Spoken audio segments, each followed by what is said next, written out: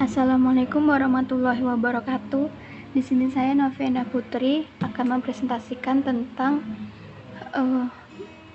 penelitian dari Ahmad Arif yang berjudul Faktor-faktor yang mempengaruhi pengembangan ternak sapi potong di Kabupaten Simalungun.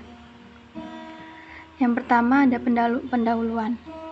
Nah, pendahuluannya adalah sektor pertanian di Indonesia terbagi menjadi 5 subsektor yang meliputi subsektor pertanian, tanaman pangan, perkebunan, kehutanan, peternakan, dan perikanan. Masing-masing subsektor tersebut sangat berpengaruh terhadap pengembangan sektor lain, sehingga memiliki peranan penting bagi pengembangan dan pembangunan perekonomian di Indonesia. Menurut Sugeng, usaha peternakan sapi di Indonesia sebagai salah satu penopang sektor pertanian, umumnya berskala kecil sebagai usaha sampingan dan masih bersifat tradisional. Peternak tradisional yang dilakukan sebagian masyarakat Indonesia dilatar belakangi sumber daya manusia yang rendah dan modal usaha yang minim. Kondisi itu menjadi permasalahan pemerintah dalam rangka pembangunan pertanian ke depan untuk menciptakan pertanian dan atau peternakan yang maju. Selama ini, usaha ternak seperti sapi potong telah banyak berkembang di Indonesia, namun masih bersifat peternakan rakyat dengan berskala kecil, yaitu sekitar 1-3 ekor. Rendahnya usaha skala ini dikarenakan para petani atau peternak umumnya masih memelihara sebagian usaha sambilan, di mana tujuan utamanya adalah tabungan, sehingga manajemen pemeliharaannya masih dilakukan secara konvensional. Nah, Sumatera Utara merupakan salah satu provinsi yang memiliki peran besar terhadap pemenuhan kebutuhan daging sapi di Indonesia. Dengan jumlah populasinya yang terus meningkat dari tahun 2013 sampai tahun 2017. Ini dapat dilihat pada tabel di depan. Nah, ini dari tahun 2013 dia ada 523.277 ekor. Nah, sampai di 2017 ada 7.875 ekor. Nah, terus dari data yang disimpulkan bahwa Sumatera Utara mengalami peningkatan populasi sapi potong setiap tahunnya. Jumlah populasi yang diperoleh oleh Sumatera Utara tidaklah terlepas dari minat usaha masyarakat yang berada di kawasan pedesaan untuk mengembangkan usaha ternak sapi potong. Nah, terus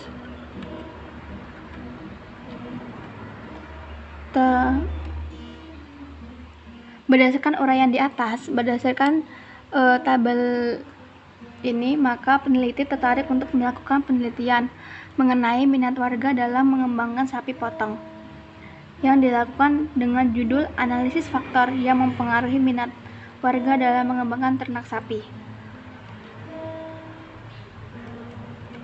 Terus yang kedua ada tujuan penelitian, yaitu tujuan dari penulisan ini adalah untuk mengetahui faktor yang mempengaruhi minat warga dalam mengembangkan ternak sapi potong.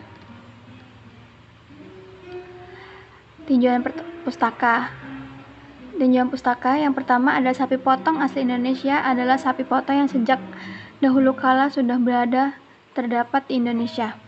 Bangsa sapi potong asli Indonesia itu hanya sapi Bali, sedangkan yang termasuk sapi lokal adalah sapi Madura dan sapi Sumba, Ongole, dan Anonymous. Yang dimaksud dengan sapi asli Indonesia dan sapi lokal itu, kalau sapi asli Indonesia itu berarti dia lah udah dari peranakannya itu ada di Indonesia, yaitu sapi Bali. Sedangkan kalau sapi lokal dia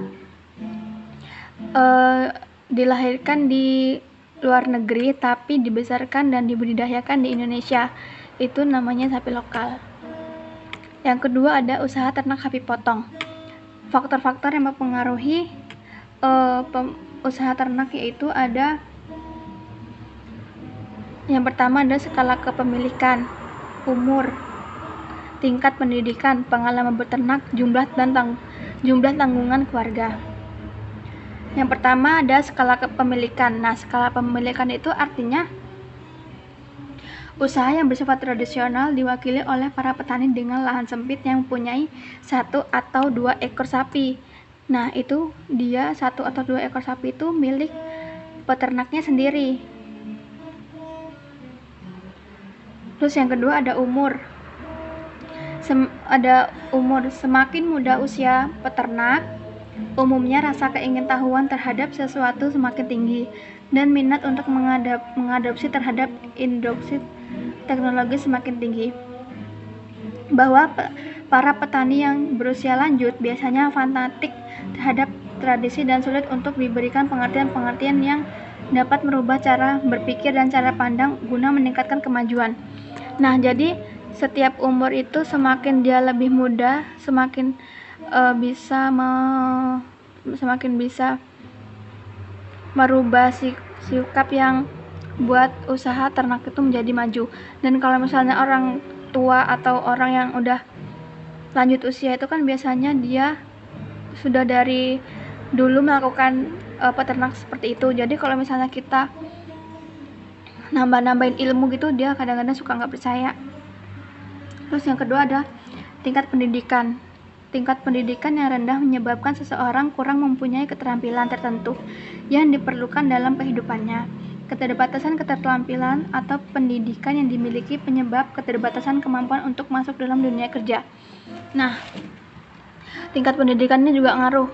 Misal peternak yang cuma lulus SD dan peternak yang lulus kuliah, dia kan pasti lebih berkembang yang lulus kuliah, soalnya dia tahu ilmunya, ini gimana sih cara beternak yang baik, terus apa sih yang nggak bisa dilakuin sama peternak. Sedangkan kalau misalnya dia peternak yang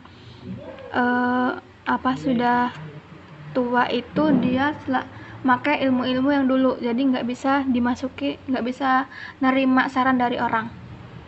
Jadi itu yang ngebuat usaha ternak itu nggak maju. Terus yang di sini ada pengalaman beternak. Pengalaman seseorang dalam berusaha tani memiliki peranan terhadap perolehan informasi sebanyak-banyaknya, terutama terhadap inovasi. Lamanya pengalaman diukur mulai sejak kapan peternak itu aktif secara mandiri mengusahakannya usaha tani tersebut. Pengalaman beternak. Semakin dia lama beternak, ada yang 10 tahun, ada yang 20 tahun, nah maka hasilnya itu kan jadi yang bagus dari yang 20 tahun, karena kan dia udah tahu ini bagus apa enggak. Terus dengan 10 tahun mungkin masih ada hal-hal yang bisa menyebabkan mereka rugi. Nah, terus ada jumlah tanggungan keluarga. Semakin banyak anggota keluarga di dalam usaha tani, maka akan berpengaruh terhadap beban yang dipikul oleh petani, yang ditandai dengan semakin banyak anggota keluarga, semakin berat juga beban yang diperoleh. Keluarga yang memiliki sebidang lahan tetap saja jumlahnya semakin sempit dengan bertambahnya anggota keluarga, sementara kebutuhan akan produksi terutama pakan semakin bertambah. Jadi kalau misalnya anggota keluarga peternak sama-sama peternak 2 ekor sapi sama keluarga lain yang anaknya lebih banyak, jadi dia lebih ngaruh ke yang anaknya lebih sedikit, karena kan kebutuhannya juga lebih sedikit daripada yang anggota keluarganya lebih banyak. Terus di sini ada pengaruh iklim terhadap sapi potong. Nah, di sini kan sapi potong itu ada yang sapi potong tropis sama subtropis.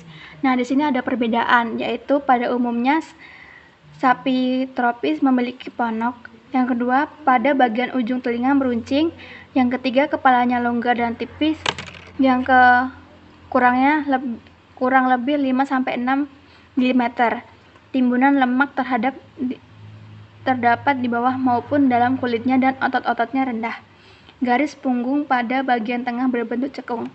Sedangkan sapi subtropis itu lebih ke tidak memiliki ponok, ujung telinga berbentuk tumpul dan bulat, kepalanya pendek dan bertahi lebar, kulit tebal yang rata-ratanya 7-8 mm, dan garis punggung lurus dan rata. Jadi dari tropis dan subtropis kita emang sudah bisa membedakan dari bentuknya hanjal, dia sudah beda. Terus garis punggungnya. Jadi dari badan sapi itu bisa dilihat itu sapi subtropis atau sapi tropis. Nah, ini kajian penelitian terdahulu. Yang pertama ada Hadi dan Ilham tahun 2002. Topiknya tentang problem dan prospek pengembangan usaha pembibitan sapi potong di Indonesia. Yang kedua ada Daroini 2013, yaitu pola pemasaran sapi potong pada peternak skala kecil di Kabupaten Kediri. Terus yang pertama itu ada hasil dari Hadi dan Ilham itu, beberapa temuan dalam penelitian ini adalah skala usaha pembibitan per peternakan sangat kecil, 13, dengan teknologi budidaya yang sederhana. Yang kedua ada pembibitan umumnya dilakukan di daerah dataran rendah dengan keterbatasan pakan terbatas, sedangkan pengemukan dilakukan di dataran tinggi dengan ketersediaan pakan cukup. Nah, ini saya ambil cuman ada 1, 2, 3, 1, 2, yang sisanya itu ada di laporan. Terus yang ini yang hasil dari Daroini ini, proses penjualan sapi potong dapat menjadikan peternak memilih pembeli yang potensial. Pada dasarnya, peternak mampu memutuskan peran belantik sapi dalam proses penjualan. Ada juga yang pendampingan melalui kelompok serta tidak menerima pembayaran yang tidak tunai.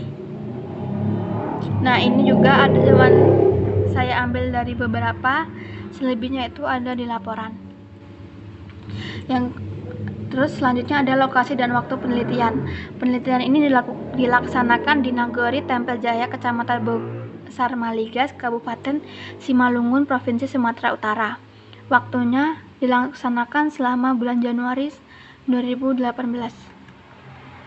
Nah, metode analisis data. Metode analisis data saya lakukan dengan data kuantitatif dan kualitatif. Data kuantitatif yaitu keberadaan data bermuatan adalah angka-angka, baik diperoleh dari jumlah suatu penggabungan ataupun pengukuran. Data bermuatan kuantitatif yang diperoleh dari jumlah suatu penggabungan selalu menggunakan bilangan cacah. Contohnya dari data seperti ini adalah angka-angka hasil sensus, angka-angka hasil tabulasi terhadap jawaban terhadap angket atau wawancara terstruktur. Sedangkan data kualitatif adalah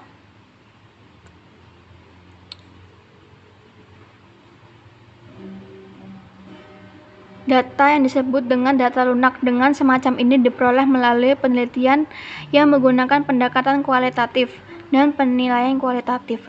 Keberadaan data bermuatan kualitatif adalah catatan lapangan yang berupa catatan atau rekaman kata-kata, kalimat, atau paragraf.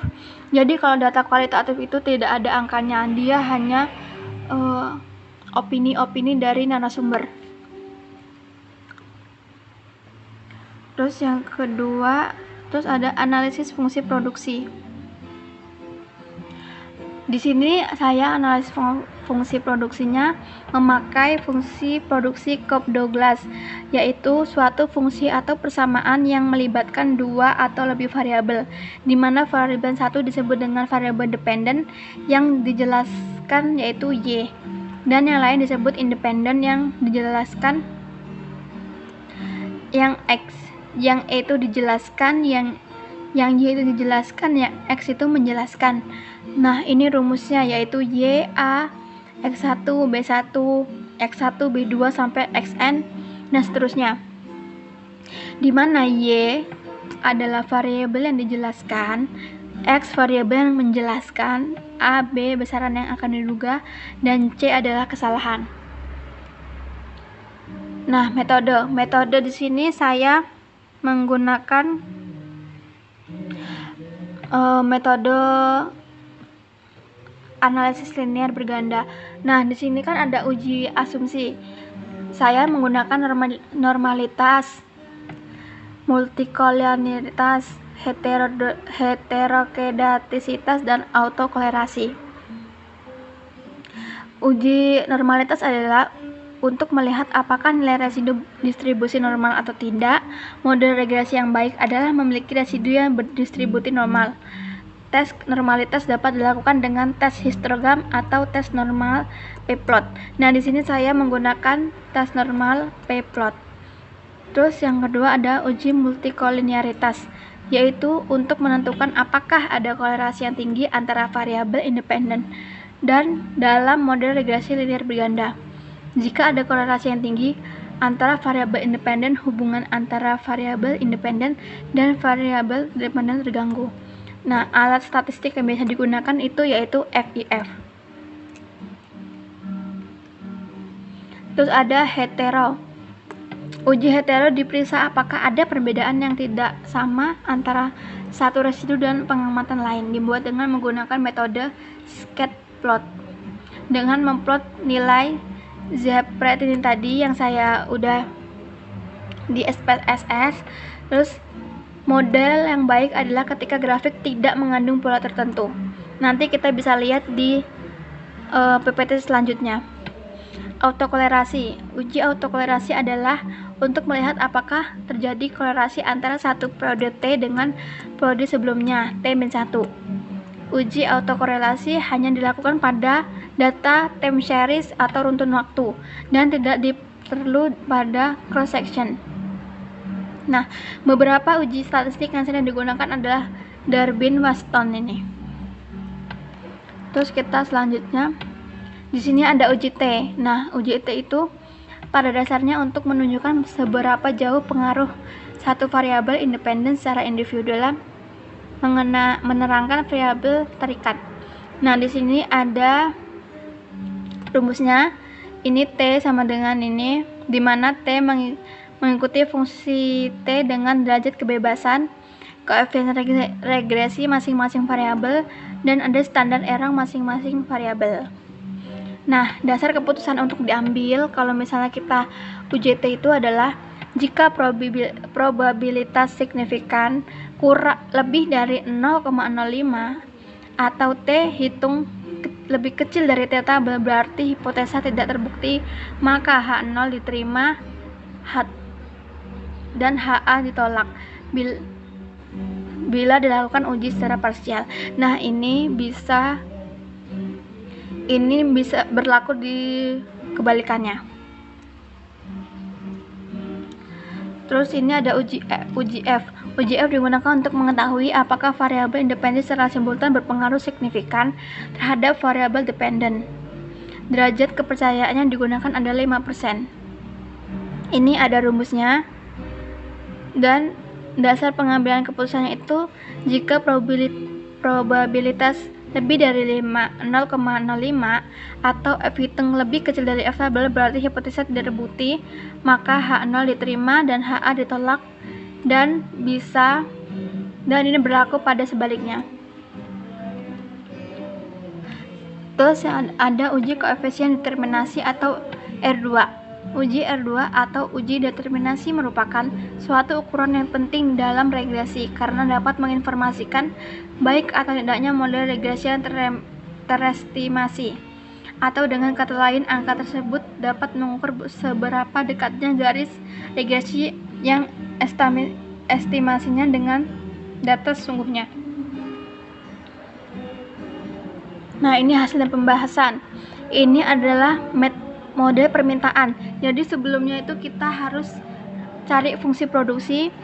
Nah, dari data sebelumnya itu di SPSS itu diketahui fungsi produksinya adalah Y sama dengan 2,880 tambah 0,009x1 dikurang 0,009x2 ditambah 0,148x3 dikurang 0,013x4. Nah, keterangannya Y minat peternak, harga bibit, pendidikan peternak, pengalaman peternak, dan umur peternak. Kita masuk ke uji normalitas. Nah, ini bisa dilihat uji normalitas karena di suatu regresi, di suatu penelitian itu jika menggunakan regresi berganda, maka yang terbaik adalah dia uji normalitasnya adalah polanya ini membentuk suatu pola, jadi dia nggak menyebar ke antara sumbu-sumbu yang di sini. Nah, ini bisa dilihat bahwa ini membentuk pola di garis ini. Dapat disimpulkan bahwa p-plot menunjukkan bahwa pola distribusi normal. Pada gambar di juga dapat dilihat bahwa titik-titik tersebut menyebar di sekitar garis diagonal. Ini bisa dilihat, ini dia tuh nggak menyebar ke sini-sini, tapi tetap lurus ke garis diagonalnya. Terus selanjutnya ada uji multikolinearitas. Nah, ini uji multiko ini kita lihat di sini.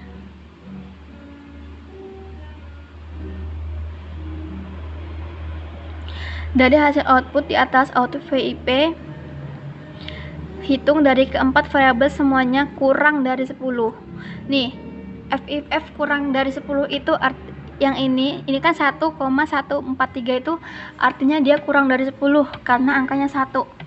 Dan variabel bebasnya itu 0,828 yaitu 82% sampai 828 tuh dari sini nih.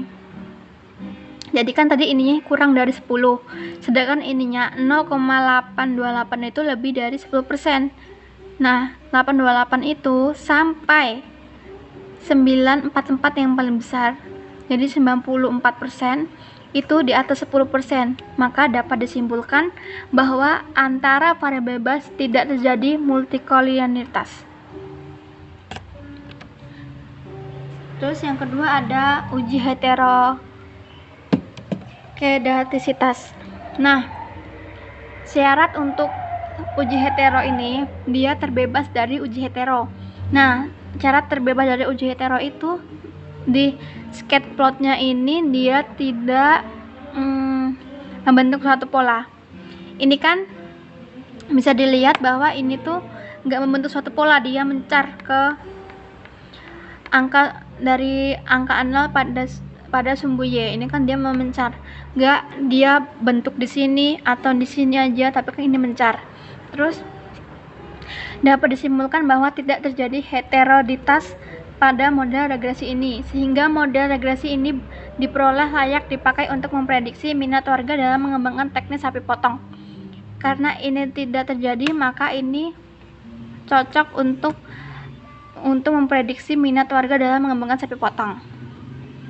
Terus selanjutnya ada uji autokorelasi. Nah, uji autokorelasi ini kita lihat dengan nilai tabel pada tingkat signifikan 4%. 4% itu dari sini. Terus jumlah sampel yang saya di skripsi itu kan ada 37 dan jumlah variabel independennya ada 4. Tadi ada umur, ada harga bibit, terus ada pengalaman. Nah, itu ada 4. Terus nilai Darwin-Wastonnya atau dewa statistik dari hasil analisis regresi linear yaitu 2,351. Itu dilihat dari sini. Nah, ini kan 2,351. Nah, dengan demikian nilai Darwin-Waston tersebut dinyatakan dalam notasi matematis adalah kurang dari 2,351 itu kan kurang dari min 2. Terus lebih dari 2, dan syarat tidak terjadi autokorelasi adalah di 2,51 itu. Sehingga dapat dipastikan bahwa model regresi linear berganda tersebut tidak terjadi autokorelasi atau autokorelasi negatif. Terus selanjutnya, kesimpulan dari uji asumsi yang normalitas, terus hetero, auto, multikon. Nah, itu dengan demikian tidak ditemukannya gejala multikon, hetero, dan auto, serta data berdistribusi normal pada analisis ini. Maka semua syarat asumsi klasik telah terpenuhi. Dengan terpenuhinya semua syarat asumsi klasik, maka hasil analisis diharapkan semakin akurat. Jadi karena tadi udah kita lihat nggak ada gejala multikon, hetero, dan auto, maka skripsi ini bisa dilakukan penelitian secara akurat. Terus selanjutnya ada analisis regresi linier. Analisis regresi linier berganda. Nah, itu berdasarkan hasil dari koefisien. Nanti ada tabel koefisien. Nah, tabel koefisien itu didapat model persamaan, yaitu Y sama dengan 2,880 ini. Nah, ini dilihat dari koefisien, jadi ini nggak basing-basing. Terus dapat disimpulkan dari angka ini, angka 2,880 ini. Yang pertama ada konstanta sebesar 2,880, artinya jika variabel-variabel seperti harga bibit, pendidikan, pengalaman, umur peternak, maka minat warga dapat mengembangkan teknik sapi potong adalah 2,88. Terus yang kedua ada koefisien regresi, yaitu harga bibit nih yang X1 sebesar 0,009. Artinya setiap kenaikan 1% harga bibit akan meningkatkan produksi kubis sebesar 0,009 dan sebaliknya. Setiap penurunan satuan harga bibit akan menurunkan produksi kubis sebesar 0,009. Nah, ini kan 0,09 ini kan dia plus. Tanda plus menunjukkan arah hubungan yang searah antara harga bibit dan minat warga dalam mengembangkan teknik sapi potong. Terus ini lanjutannya yaitu pendidikan peternak itu X2. Nah, di sini dia dapatnya min 0,029. Artinya setiap kenaikan satu satuan pendidikan peternakan akan meningkatkan minat warga dalam mengembangkan teknik sapi potong sebesar 0,029 dan sebaliknya. Setiap penurunan satu satuan pendidikan maka akan menurunkan minat warga dalam mengembangkan teknik sapi potong. Nah, tanda min menunjukkan arah hubungan yang tidak searah antara pendidikan dan minat warga dalam mengembangkan teknik sapi potong. Terus yang keempat, sama aja pengalaman beternak itu dapatnya plus, yaitu 0,148. Artinya setiap kenaikan satu satuan pengalaman beternak akan meningkatkan minat warga dalam mengembangkan teknik sapi potong. Dan setiap penurunan satu satuan pengalaman beternak akan menurunkan minat warga dalam mengembangkan teknik sapi potong sebesar 2,876. Karena kan kalau misalnya yang tadi udah dibilang, kalau misalnya pengalaman beternak itu semakin dia lama pengalamannya, maka dia juga semakin bagus buat beternak. Ini lanjutannya adalah koefisien regresi X4 atau umur peternak. Dia min dapatnya yaitu 0,013. Nah, tanda min ini menunjukkan arah hubungan yang tidak searah antara umur peternak dan minat warga dalam mengembangkan teknik sapi potong. Yang tadi udah dibilang, kalau misalnya dia umurnya lebih muda, maka dia kan, kalau misalnya dia lebih kemudaan, misalnya di umur 20 atau 24, mereka lebih memilih untuk kerja di kota ketimbang harus membuka peternak sapi sendiri di rumahnya dengan umur masih segitu. Kalau misalnya umurnya udah 40, 50, itu kan dia kan pasti memilih untuk bekerja di rumah, maka dapat mengembangkan sapi potong. Terus di sini ada pengujian hipotesis. Nah, ini hipotesis ini dilihatnya di sini. Di sig ini dia kan X1, berarti signya itu 0,936. 0,936. Nah, artinya diperoleh T hitung sebesar 0,081 dengan probabilitas sebesar 0,936 yang nilainya di atas 0,05. Dengan demikian H1 ditolak, yang artinya tidak terdapat pengaruh positif yang signifikan harga bibit secara parsial terhadap minat peternak. Terus yang kedua ini min 389, signya ini 700. Nah, kita lihat diperoleh T hitung sebesar min 0,389 dengan probabilitas sebesar 700. Ini tadi salah nulis, yang nilainya di bawah 0,05 karena kan dia min, jadi di bawah 0,05. Dengan demikian H1 diterima dan H0 ditolak, yang artinya terdapat pengaruh yang signifikan pendidikan peternak secara parsial terhadap minat peternak. Kalau misalnya pendidikannya semakin tinggi, maka keinginan untuk beternak mungkin semakin rendah, karena kan mungkin pada pemuda itu nggak ada yang mau buat beternak sapi. Tapi kalau misalnya dia semakin tinggi pendidikan, terus dia buka usaha peternak, bisa jadi peternaknya itu bahkan bisa berpengalaman. Terus yang ketiga dan keempat sama aja, dia ini sebesar 4,074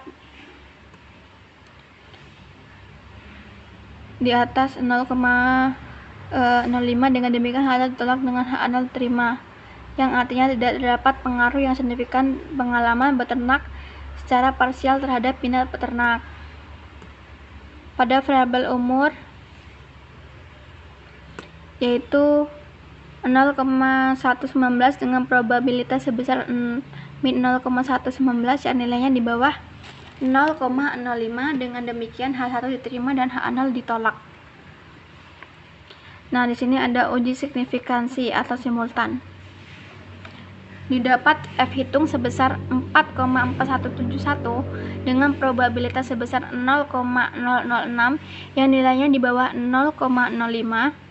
Hal ini menunjukkan bahwa semua variabel independen, yaitu harga bibit, pendidikan, pengalaman, umur peternak, berpengaruh signifikan secara simultan terhadap minat peternak. Nah, itu bisa dilihat di tabel ANOVA. Ini 4,4171 ini F-nya, signya itu 0,06. Terus di sini ada koefisien determinasi. Dapat dilihat bahwa angka koefisien kolerasi atau S sebesar 0,599. Hal ini berarti hubungan antara variabel independen dengan variabel dependen sebesar 59,9%. Dari angka tersebut dapat diambil kesimpulan bahwa hubungan antara variabel independen dengan variabel dependen cukup kuat, yaitu 59%, hampir 60%. Besarnya ajes R² atau R2 adalah 0,278. Hasil perhitungan statistik ini berarti bahwa kemampuan variabel independennya dalam menerangkan variasinya perubahan variabel dependen sebesar 27%, sedangkan sisanya 72% diterangkan oleh faktor-faktor lain di luar model regresi yang dianalisis. Ini bisa dilihat dari sini, 0,599. Dan kesimpulannya adalah berdasarkan analisis faktor yang mempengaruhi minat warga dalam mengembangkan ternak sapi potong dengan menggunakan fungsi produksi Cobb-Douglas, dapat diketahui bahwa faktor yang berpengaruh positif adalah X1 dan X4. Yang artinya setiap kenaikan 1% faktor mempengaruhi akan peningkatan minat peternak, dan faktor yang berpengaruh negatif X2 dan X3 yang artinya setiap kenaikan 1% faktor yang mempengaruhi tidak akan meningkatkan minat peternak. Ini dapat dilihat pada uji T dan pada uji F menunjukkan semua variabel berpengaruh signifikan.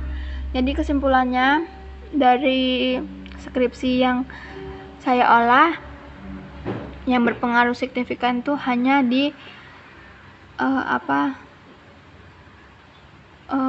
X1 dan X4, dan X2 dan X3 nya itu berpengaruh negatif. tapi di uji F-nya itu menunjukkan semua variabel berpengaruh signifikan. Sedangkan di uji F-nya itu dia berpengaruh signifikan daripada uji T-nya. Mungkin itu saja yang bisa saya sampaikan. Kurang lebihnya saya mohon maaf. Assalamualaikum warahmatullahi wabarakatuh.